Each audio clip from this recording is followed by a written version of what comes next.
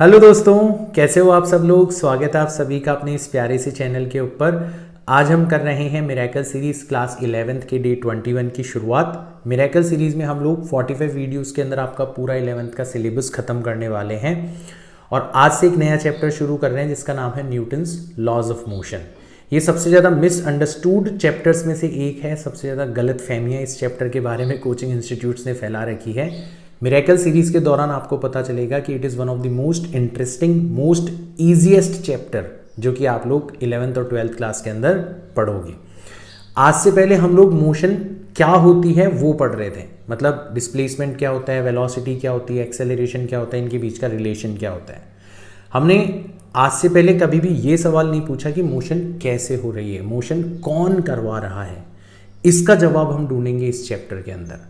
और जो मोशन करवा रहा है उसको गवर्न करने वाले नेचुरल लॉज कौन कौन से हैं।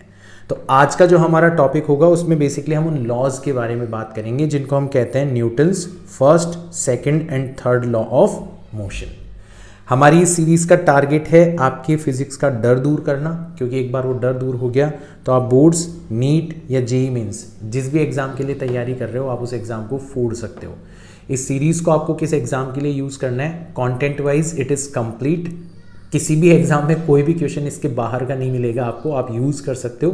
बट मेरा मकसद अलग है, मेरा मकसद है आपका फिजिक्स का डर दूर करना, राइट। तो शुरुआत करते हैं आज की वीडियो की, राइट। सबसे पहले हम लोग बात करेंगे इस क्वेश्चन के बारे में, व्हाट कॉजेज मोशन। मोशन करवा कौन रहा है, इसको आप उल्टा भी बोल सकते हो, व्हाट स्टॉप्स मोशन। अगर कोई चीज मोशन कर रही है तो इसको स्टॉप करने की जिम्मेदारी किसकी है।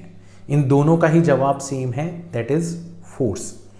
तो फोर्स को हम लोग पहली बार हमारे सीन के अंदर लेने वाले हैं और ये काम करेगा हमारा फर्स्ट लॉ ऑफ मोशन। बहुत ही इंट्यूटिव और बहुत ही इंपॉर्टेंट लॉ है। तो according to Newton's first law of motion, everything has a tendency to resist any change in its state of motion। दुनिया की हर चीज जो उसकी करंट स्टेट ऑफ मोशन है उसको बरकरार रखने की कोशिश करती है। अगर आप उसकी स्टेट ऑफ मोशन को चेंज करने की कोशिश करते हो तो वो इस चेंज को रेजिस्ट करने की टेंडेंसी अपने अंदर रखती है, and this tendency is called inertia. और अगर आपको इस इनर्शिया को ब्रेक करना है, so to break the inertia you will require a quantity which is called force। तो आपने फोर्स नाम की क्वांटिटी को पहली बार इंट्रोड्यूस किया है यहाँ पर। अगर आप कोई ऑब्जेक्ट की करंट स्टेट ऑफ मोशन को चेंज करना चाहते हो तो आपको उस बॉडी के ऊपर फोर्स लगाना पड़ेगा। एग्जाम्पल, अगर कोई बॉडी मान लो रेस्ट पर है किसी फ्रेम ऑफ रेफरेंस के अंदर, तो वो रेस्ट पर ही बने रहना चाहिए। जैसे आपके सामने रखी हुई बोतल, आप जब तक उसको उठाते नहीं हो, उसके ऊपर फोर्स नहीं लगाते, तब तक वो वैसी की वैसी रेस्ट पर रखी रहती है, right. So if a body is at rest it will remain at rest until unless a force is applied on it. बहुत इंपॉर्टेंट है, समझ में आ गया होगा। इसी तरीके से if a body is moving with uniform velocity it will continue to move with same velocity in same direction until unless a force is applied on it. अब ये थोड़ा सा काउंटर इंट्यूटिव है, आपने डे टू डे लाइफ में इसको कभी observe नहीं किया होगा। आपने तो देखा होगा कि हम जब भी किसी चीज़ को लुढ़काने की कोशिश करते हैं, मतलब उसको कोई वेलोसिटी प्रोवाइड करवा देते हैं, तो हमें तो वो सेम वेलोसिटी के साथ मूव करते हुए नहीं दिखाई देती। हमें तो कुछ टाइम के बाद में वो स्टॉप हो जाती हुई दिखाई देती है, हमें तो ये वाली चीज़ नहीं दिखाई दे रही। तो ये केवल और केवल तब आपको दिखाई देगी जब आप एक ऐसे स्पेस के बारे में बात कर रहे हो जहाँ पर कोई रेजिस्टिव फोर्सेस नहीं है। In fact day to day life में हम लोग जब भी किसी मोशन को कंसीडर करते हैं तो रेजिस्टिव फोर्सेस प्रेजेंट होते हैं, like friction, viscous force, air resistance etcetera. तो उन फोर्सेस के अगेंस्ट अगर आपको किसी बॉडी को कांस्टेंट वेलोसिटी से मूव करवाना है तो आपको फोर्स लगाना पड़ता है। अगर आप फोर्स नहीं लगाओगे तो फ्रिक्शन फोर्स लगाएगा, विस्कोसिटी फोर्स लगाएगा, एयर रेजिस्टेंस फोर्स लगाएगा और अल्टीमेटली बॉडी की वेलोसिटी चेंज हो जाएगी, स्टॉप होते हुए नजर आएगी।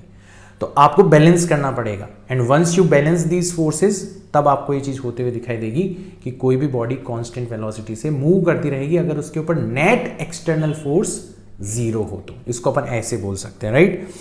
क्योंकि हम लोग यहाँ पर बहुत बार इनर्शिया के बारे में बात कर रहे हैं, so this law can also be called as law of inertia, ये भी हम लोग ध्यान रख सकते हैं। हम लोग इसको किस तरीके से यूज़ करेंगे, है ना, हमें समझ में तो आ गया, बट हम लोगों को न्यूमेरिकल्स के अंदर किस तरीके से इस लॉ को यूज़ करना है, और ये लॉ हर बार यूज़ करेंगे हम लोग, मैं बता देता हूँ आपको, राइट। तो कैसे यूज़ करेंगे कि मान लो हमें कह दिया जाए कि अ बॉडी इज एट रेस्ट, या फिर हमें क्वेश्चन में कह दिया जाए कि अ body is moving with constant velocity, तो हम तुरंत समझ जाएंगे कि वो बॉडी इक्विलिब्रियम के अंदर है, यानी कि उसके ऊपर लगने वाले समस्त फोर्सेस का जो वेक्टर सम है वो जीरो है। उसके ऊपर बहुत सारे फोर्सेस लग रहे हो सकते हैं, बट उन सारे के सारे फोर्सेस का जो नेट वेक्टर सम है वो आपको हमेशा जीरो मिलेगा। आप इसको यूं भी कह सकते हो कि for such a body we can balance out forces in x direction, y direction, z direction, etcetera etcetera. तो अगर कोई ऐसी बॉडी है जिसके बारे में हमें कह दिया गया है कि वो रेस्ट पर है या वो कांस्टेंट वेलोसिटी से मूव कर रही है, तो हम उसके ऊपर लगने वाले फोर्सेस को बैलेंस कर सकते हैं। हॉरिजॉन्टल फोर्सेस को बैलेंस कर सकते हैं, वर्टिकल फोर्सेस को बैलेंस कर सकते हैं। नेट सम जो होगा सारे के सारे फोर्सेस का वो हमेशा जीरो होगा। जैसे यहाँ पर आपको एक बॉडी गिवन है, इधर 30 न्यूटन का फोर्स लग रहा है, इधर 20 न्यूटन का फोर्स लग रहा है, इधर F1 फोर्स लग रहा है और इधर F2 फोर्स लग रहा है, और आपको कह दिया गया है कि find the value of F1 F2 if this body is moving with constant velocity. तो हम लोग इसको पकड़ लेंगे कि this body is moving with constant velocity, and as this body is moving with constant velocity, इसके ऊपर लगने वाले सारे के सारे फोर्सेस का सम जीरो होगा, यानी कि आप फोर्सेस को बैलेंस कर सकते हो।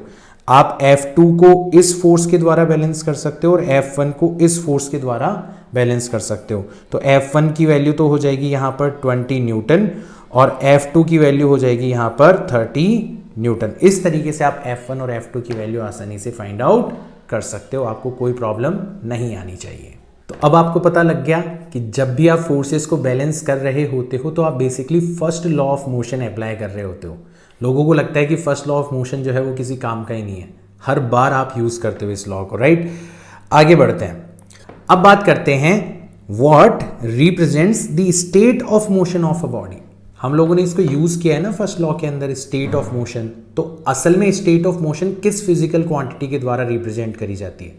मास के द्वारा रिप्रेजेंट करी जाती है या वेलोसिटी के द्वारा रिप्रेजेंट करी जाती है?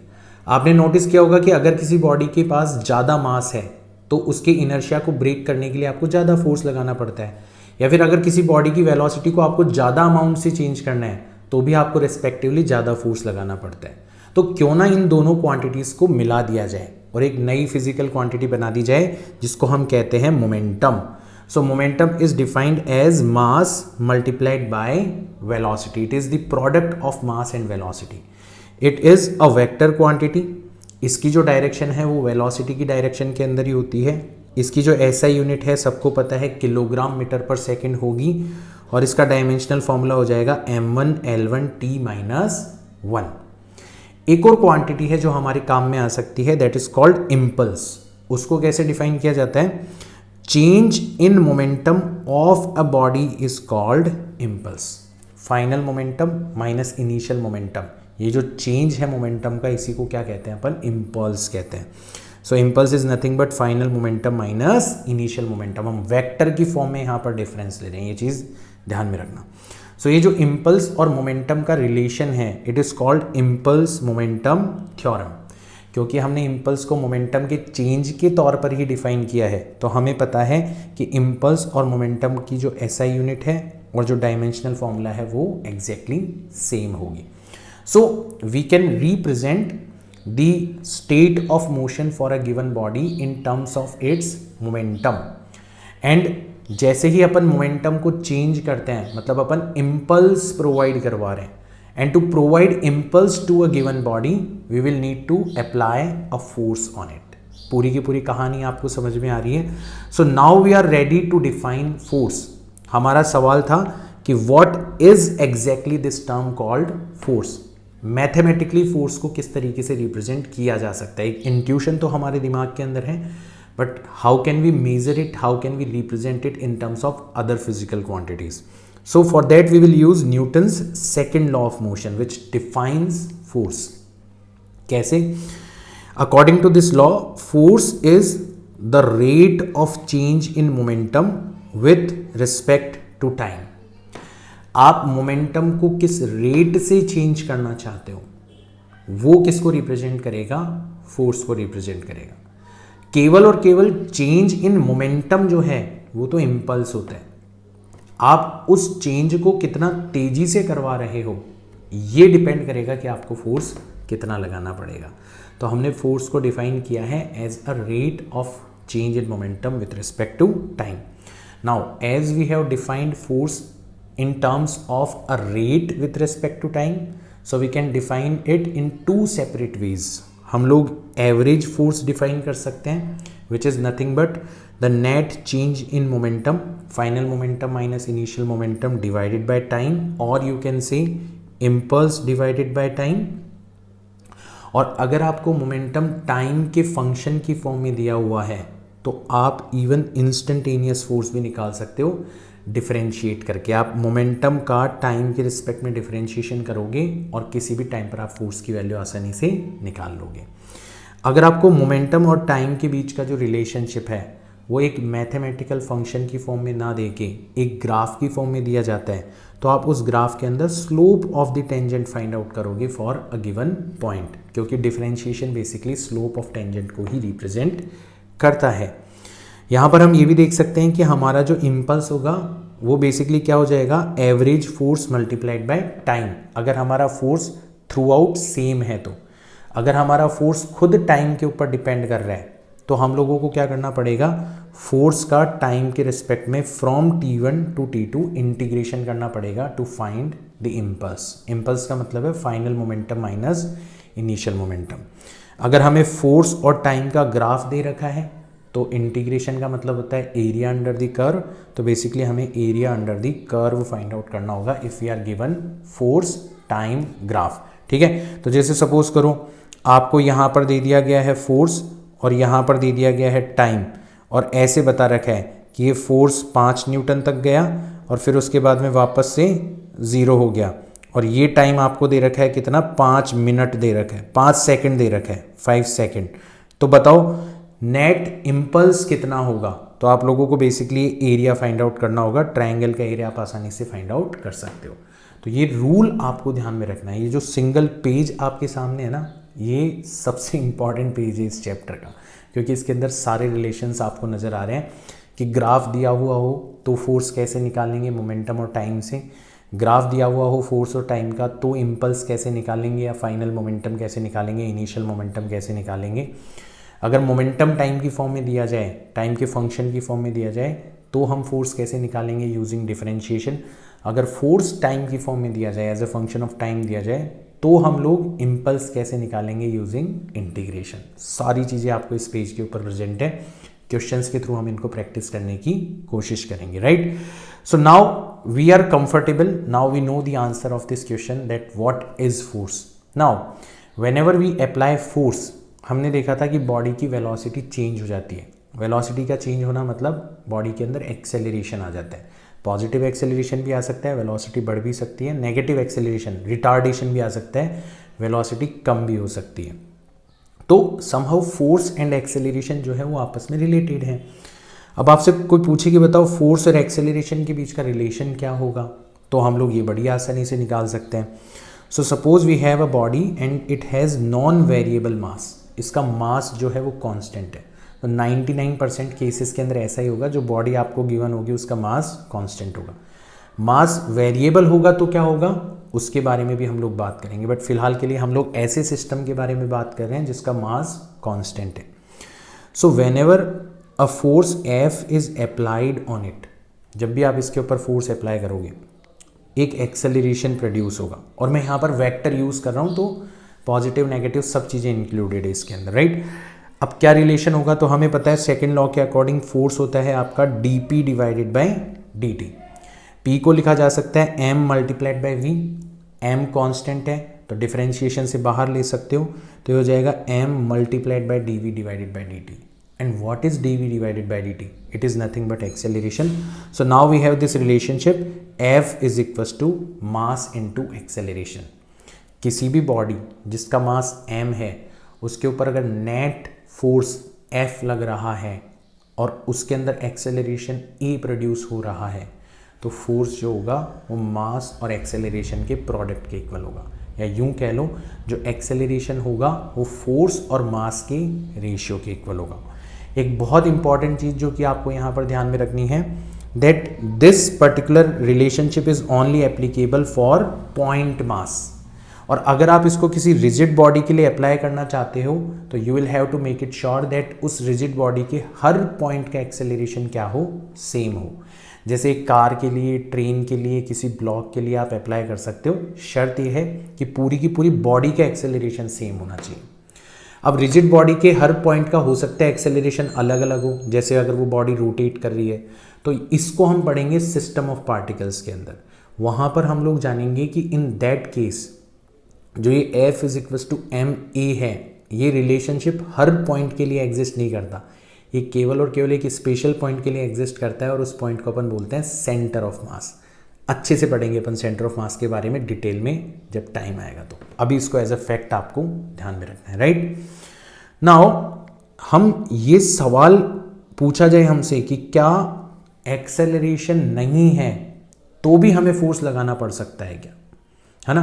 तो देखो यहाँ पे हम बात करेंगे system having mass as variable. ध्यान रखना, अगर आपके सिस्टम का मास वेरी कर रहा है तो हो सकता है कि उसको कांस्टेंट वेलोसिटी के ऊपर मूव करवाने के लिए भी आपको फोर्स लगाना पड़ जाए। क्या एग्जांपल्स हैं इसके? कन्वेयर बेल्ट का आप एग्जांपल ले सकते हो। एयरपोर्ट के ऊपर आपने देखा होगा कि एक बेल्ट मूव कर रही होती है। अब उस बेल्ट की जो स्पीड होती है वो कांस्टेंट होती है और उसके ऊपर बैग्स गिरते रहते हैं, इधर से बैग्स गिरते रहते हैं और इधर से लोग अपने अपने बैग उठाते जाते हैं। तो बेसिकली ओवरऑल सिस्टम का मास वेरी कर रहा है बट वो कांस्टेंट वेलोसिटी से मूव कर रही है, तो ये इसका एग्जांपल हो गया। रॉकेट प्रोपल्शन का आप एग्जांपल ले सकते हो। रॉकेट के अंदर से जो गैसेज हैं वो किसी पर्टिकुलर वेलोसिटी के साथ में इजेक्ट हो रही होती है, मतलब मास वेरी कर रहा है, तो इसी के फलस्वरूप रॉकेट के ऊपर क्या लगता है, एक फोर्स लगता है। इसमें न्यूटन्स थर्ड लॉ का भी बहुत ही ज़्यादा रोल होगा, उसके बारे में हम लोग अभी बात करने वाले हैं। But these kind of systems have variable mass, so in these kind of systems force is required even to move the system with constant velocity. अगर हम कांस्टेंट वेलोसिटी से भी मूव करना चाहते हैं ऐसे सिस्टम्स को तो हमें फोर्स की रिक्वायरमेंट होगी। कैसे? According to second law force है dp divided by dt। Now अब की बार हमारी वेलोसिटी कांस्टेंट है, तो जब अपन मोमेंटम को लिखेंगे मास इनटू वेलोसिटी तो वेलोसिटी बाहर आ जाएगी। अब की बार मास वेरी कर रहा है, सो हमारा रह जाएगा dm divided by dt। Now what is dm divided by dt? It is the rate at which mass is getting changed. Mass किस रेट से इंक्रीज हो रहा है, किस रेट से डिक्रीज हो रहा है, that is your dm by dt। ये भी हमें क्वेश्चंस के अंदर दिया जा सकता है, हमें इसको अच्छे से ध्यान में रखना है। अच्छे क्वेश्चंस बनते हैं, आसान बनते हैं बट अच्छे क्वेश्चंस बनते हैं, लोगों को पता नहीं होते, राइट।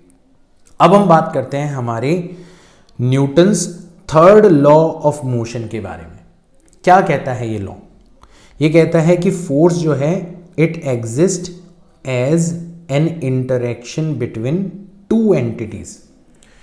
अगर इस पूरे यूनिवर्स के अंदर एक सिंगल एंटिटी ही होती तो फोर्स एग्जिस्ट ही नहीं करता। फोर्स हमेशा दो एंटिटीज के बीच के इंटरेक्शन की फॉर्म में एग्जिस्ट करता है। दो एंटिटीज चाहिए आपको अगर आपको फोर्स को एग्जिस्टेंस के अंदर लाना है तो जैसे आपको ये पता चला कि हाँ यार फोर्स के लिए दो एंटिटीज चाहिए, तो अब लड़ाई छिड़ जाएगी कि ये इसके ऊपर फोर्स लगा रही है या ये इसके ऊपर फोर्स लगा रही है। तो इसको रिजॉल्व करता है हमारा Newton's third law of motion. ये लॉ कहता है कि ये भी इसके ऊपर फोर्स लगा रही है और ये वाली बॉडी भी इसके ऊपर फोर्स लगा रही है। इनफैक्ट दोनों एक दूसरे के ऊपर इक्वल मैग्नीट्यूड का फोर्स लगा रहे हैं इन opposite direction. So force applied by first entity on second is equal and opposite of force applied by second entity on first one. पहली बॉडी के द्वारा दूसरी के ऊपर लगाया गया फोर्स और दूसरी बॉडी के द्वारा पहली बॉडी के ऊपर लगाया गया फोर्स आपस में एक दूसरे के इक्वल होते हैं मैग्नीट्यूड के अंदर एंड डायरेक्शन के अंदर अपोजिट होते हैं।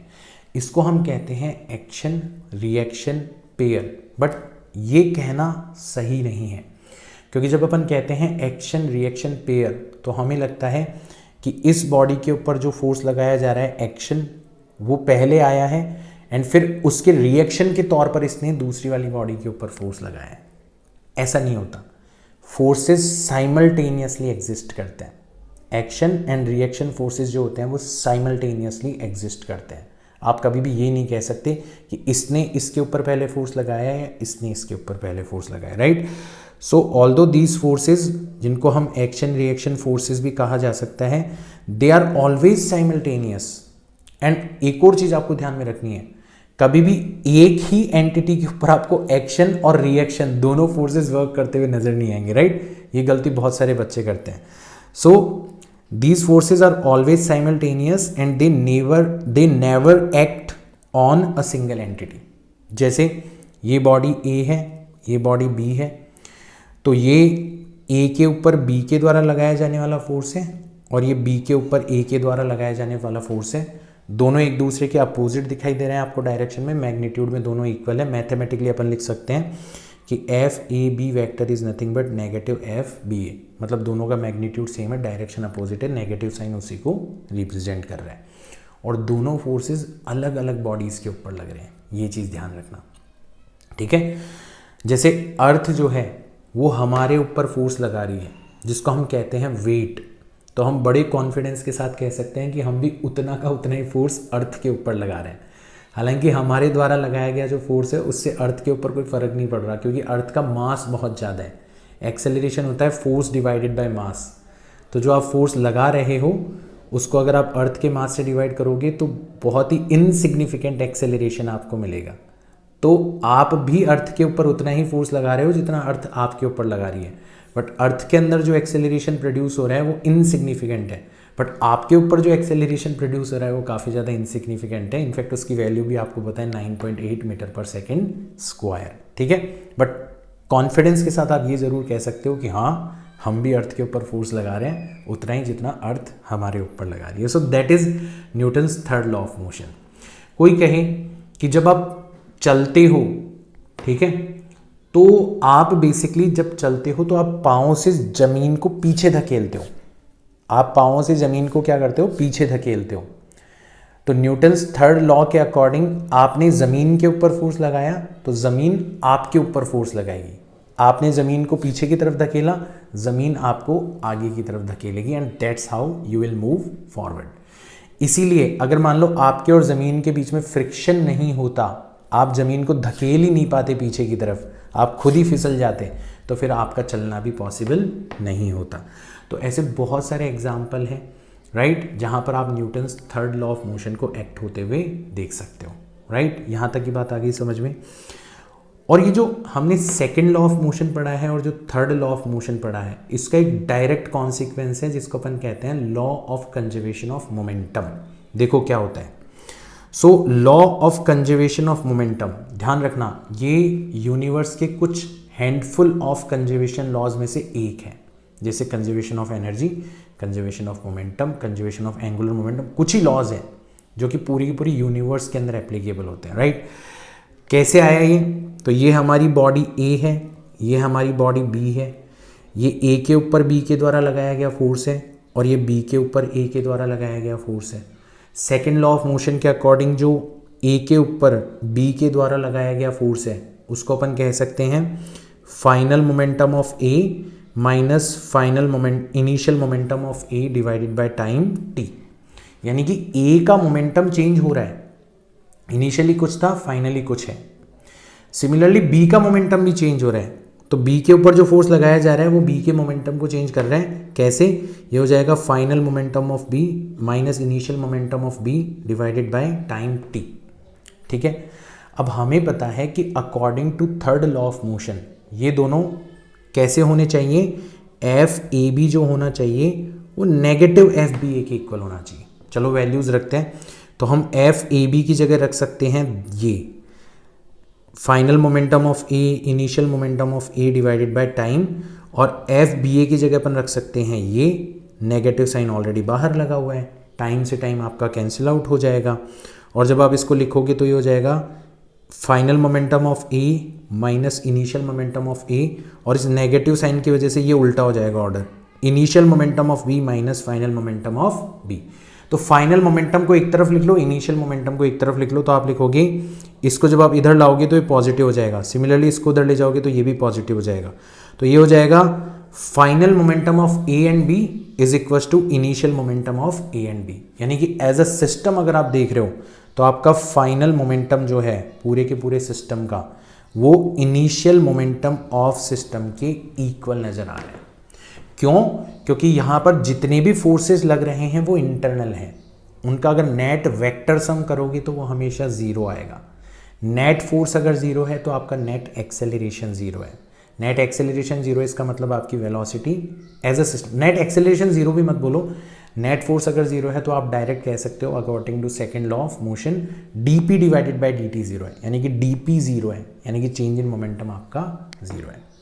Second law and third law इसका डायरेक्ट कॉन्सिक्वेंस है आपका law of conservation of momentum.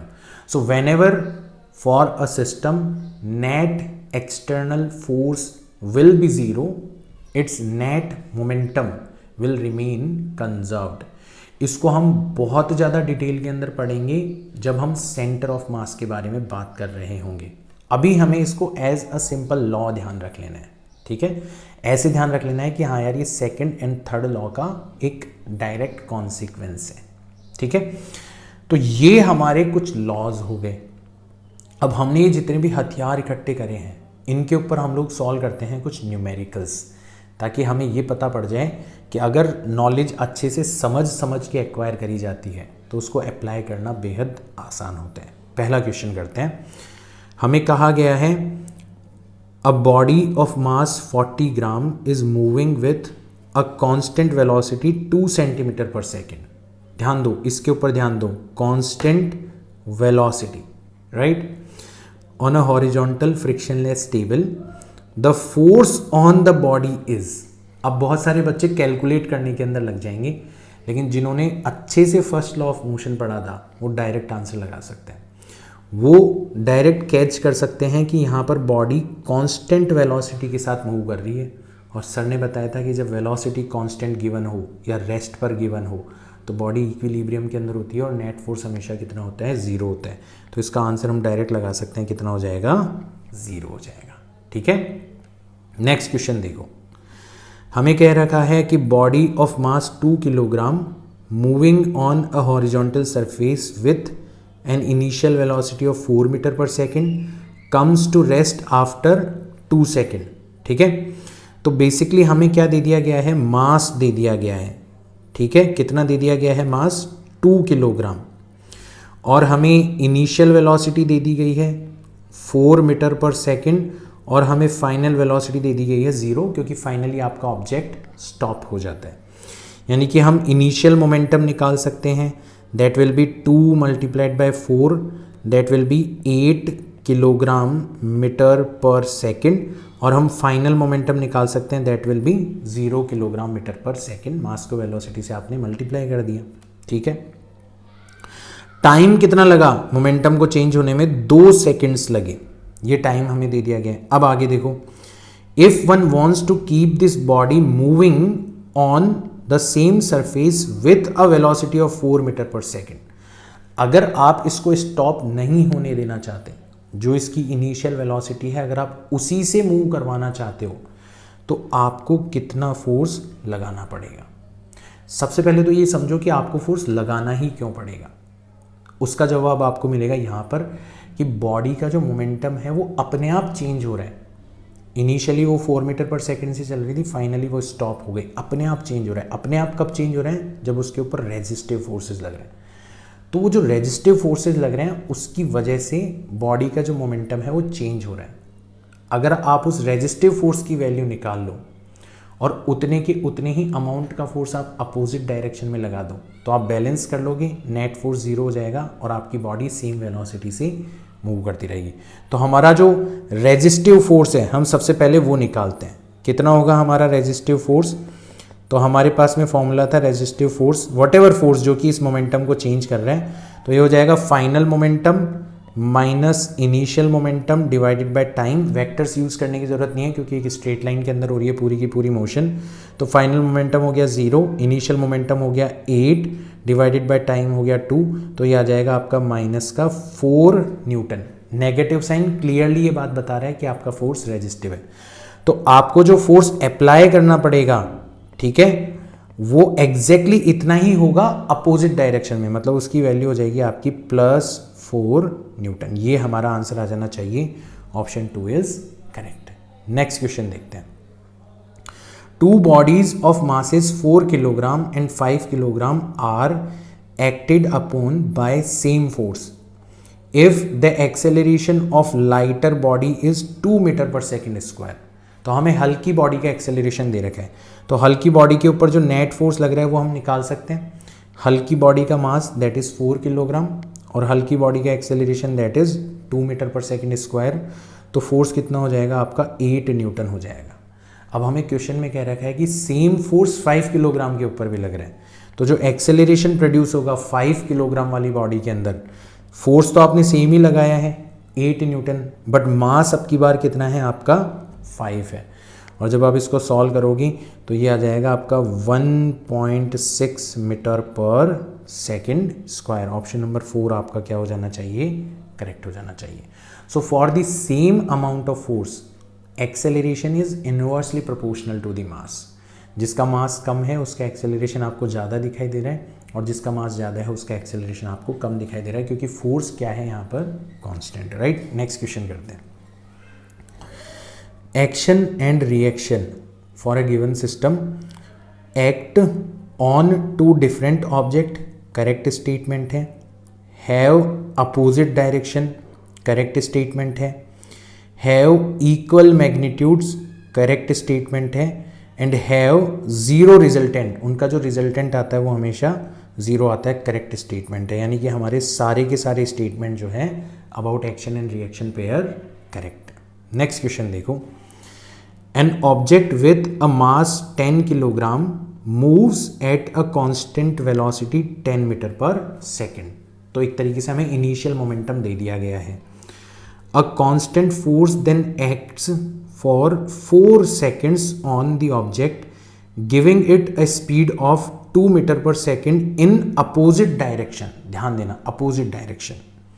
The acceleration produced in it is, तो एक्सेलरेशन तो हम वैसे भी फाइंड आउट कर सकते थे।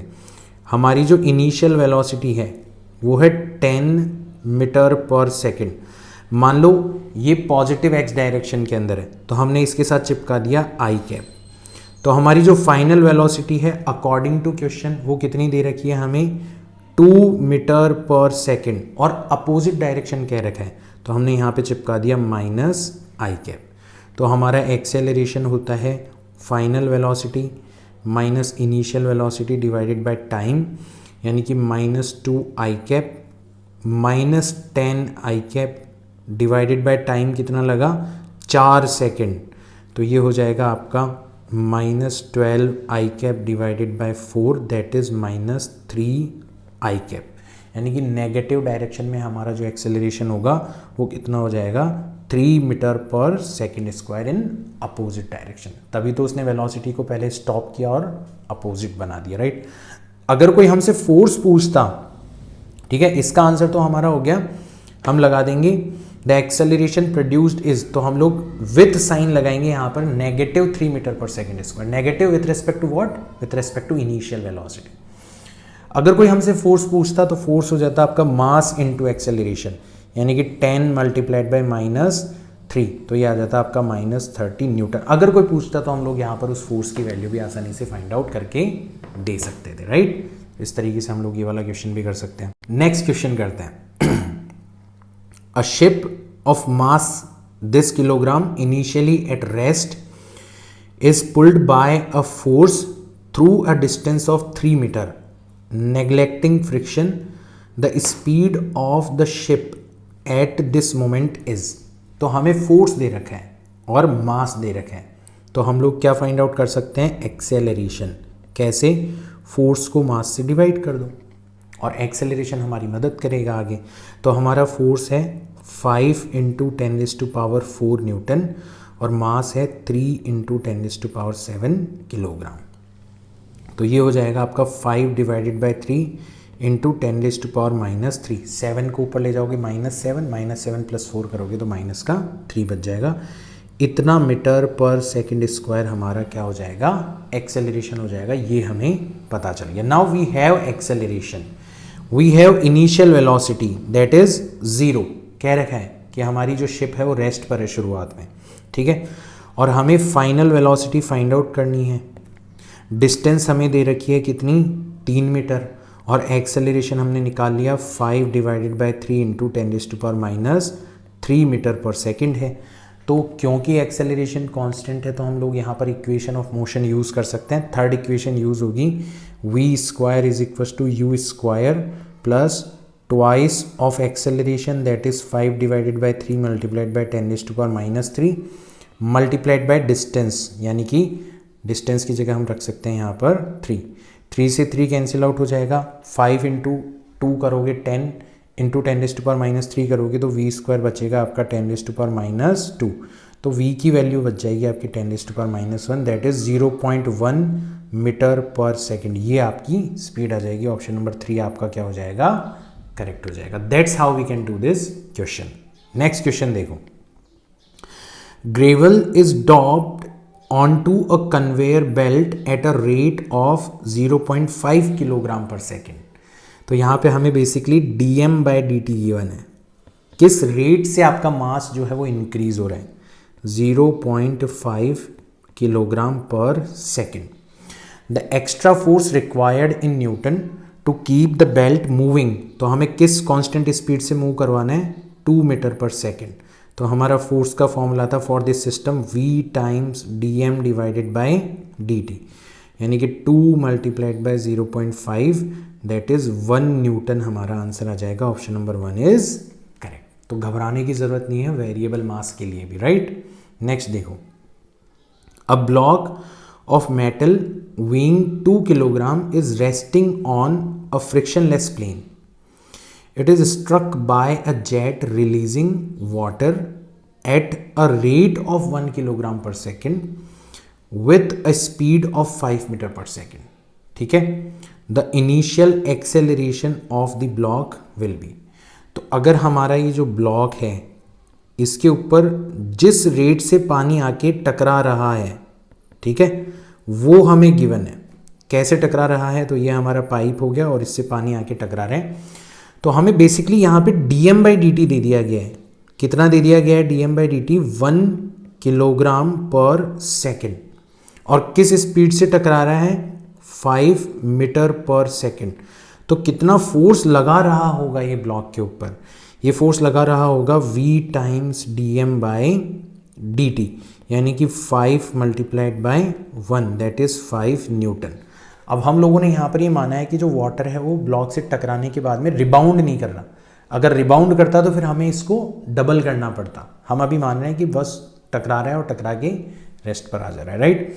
तो इतना फोर्स हमारे ब्लॉक के ऊपर लग रहा होगा। अब जैसे हमारे पास में फोर्स आ गया तो हमारा जो एक्सेलरेशन होगा वो हो जाएगा force divided by mass. Force है 5 newton and block of metal weighing 2 kilogram, mass है 2 किलोग्राम। तो हमारा आंसर आ जाएगा 2.5 metre per second square. Option number 1 हमारा क्या हो जाना चाहिए, करेक्ट हो जाना चाहिए। तो यहाँ पे भी आप हमारे वेरिएबल मास वाले कॉन्सेप्ट को यूज कर सकते हो। नेक्स्ट देखो, a ball weighing 10 gram hits a hard surface vertically with a speed of 5 metre per second, rebounds with the same speed। तो ये हमारी कोई सरफेस है, यहाँ पर आके बॉल टकराती है, किस स्पीड से टकरा रही है, 5 मीटर पर सेकेंड से टकरा रही है। तो क्या हम इनिशियल मोमेंटम निकाल सकते हैं, आप बोलोगे सर निकाल सकते हैं। मास है कितना, 10 ग्राम, तो ग्राम को किलोग्राम में कन्वर्ट करने के लिए अपन 1000 से डिवाइड कर देते हैं, multiplied by speed that is 5 metre per second, और डाउनवर्ड डायरेक्शन में है तो वेक्टर फॉर्म में लिखेंगे तो अपन इसको लिख सकते हैं -j। फाइनल मोमेंटम, ये सेम वेलोसिटी से क्या हो जा रही है, रिबाउंड हो जा रही है। तो आपका फाइनल मोमेंटम कितना होगा, मास तो अभी भी बॉल का इतना ही है, वेलोसिटी भी इतनी की इतनी ही है, बट आपकी बात डायरेक्शन चेंज हो गई, कितनी हो गई आपकी, पॉजिटिव जे कैप हो गई, ठीक है।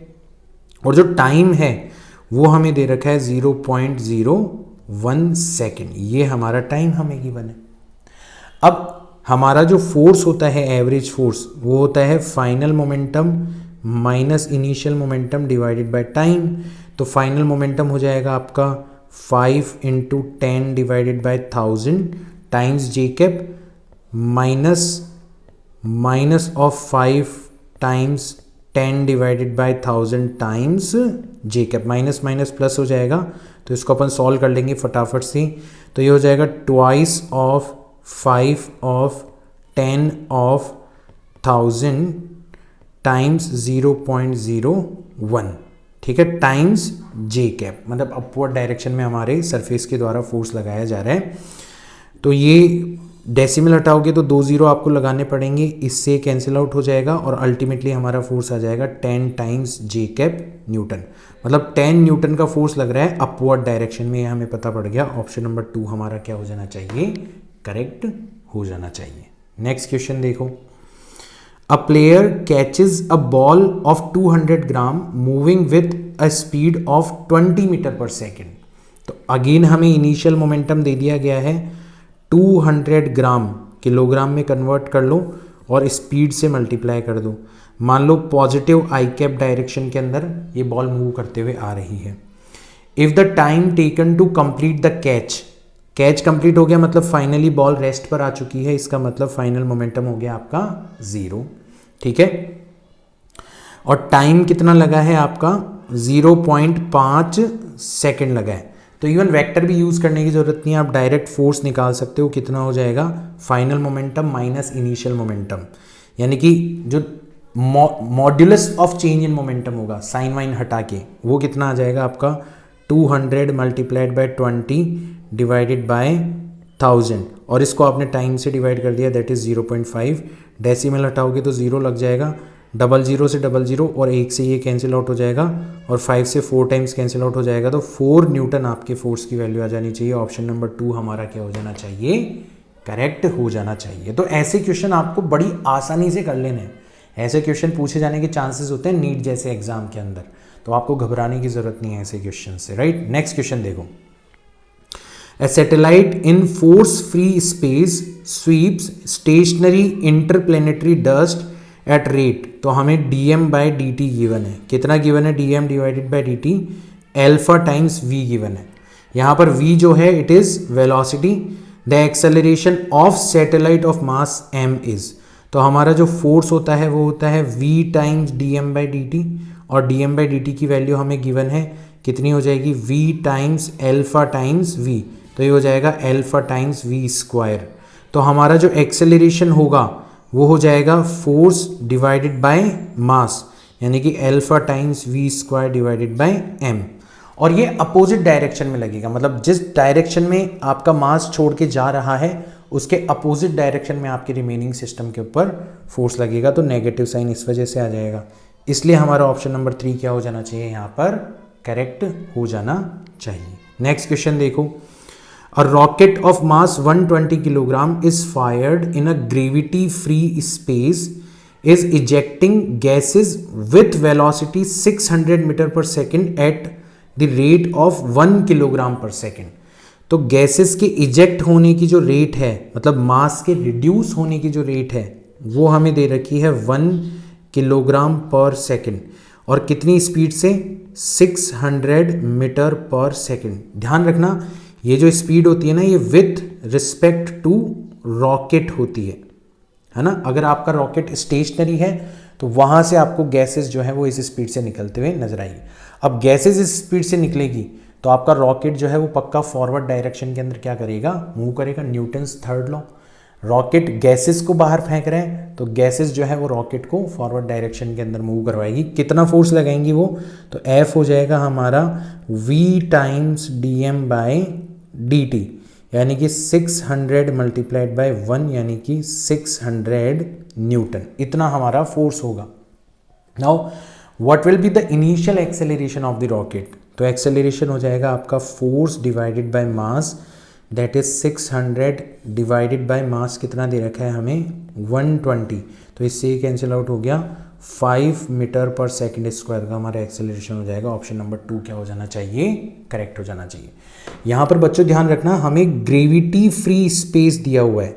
ग्रेविटी फ्री स्पेस का मतलब क्या हो गया कि केवल और केवल रॉकेट के ऊपर एक ही फोर्स लग रहा है, वो है गैसेस के इजेक्ट होने की वजह से जो फोर्स ऑफ रिएक्शन प्रोड्यूस हो रहा है। अगर ग्रेविटी वाला स्पेस होता तो फिर हम ग्रेविटेशनल फोर्स भी यहाँ पर कंसीडर करते। जैसे देखो हमें कह रखा है if the force on a rocket moving in force free space, ये भी वही पिछले वाले क्वेश्चन जैसा ही है, with an exhaust velocity of gases 300 metre per second. तो गैसेस 300 मीटर पर सेकंड से बाहर निकल रही है विथ रिस्पेक्ट टू रॉकेट, कहा जाएगा नहीं कहा जाएगा, तो बाय डिफॉल्ट आपको ये मानना है। और जो फोर्स प्रोड्यूस हो रहा है वो कितना है आपका 210 न्यूटन है। तो हमसे पूछा गया है कि रेट ऑफ कंबशन मतलब dm/dt कितना होगा।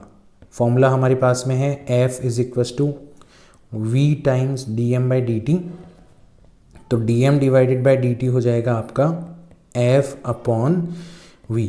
फोर्स हमें दे रखा है 210 न्यूटन और स्पीड हमें दे रखी है 300 मीटर पर सेकेंड। इससे कैंसिल आउट हो गया, तो ये 3 से कैंसिल आउट हो जाएगा, 7 divided by 10 that is 0.7 kilogram per second. Option number 1 हमारा क्या हो जाना चाहिए, करेक्ट हो जाना चाहिए। एक और क्वेश्चन देखते हैं। A rocket of mass 1000 kilogram is to be projected vertically upwards. Gases are exhausted vertically downwards with velocity 100 metre per second. तो ये आपका रॉकेट है, ठीक है, और यहाँ से गैसेस जो है वो डाउनवर्ड डायरेक्शन के अंदर क्या कर रही है, बाहर निकल रही है, और आपकी बार ग्रेविटी भी प्रेजेंट है, ठीक है। किस स्पीड से बाहर निकल रही है gases, 100 metre per second with respect to rocket. मतलब रॉकेट को अगर आप रेस्ट पर रखोगे तो गैसेस आपको इस स्पीड से बाहर निकलते हुए नजर आएगी।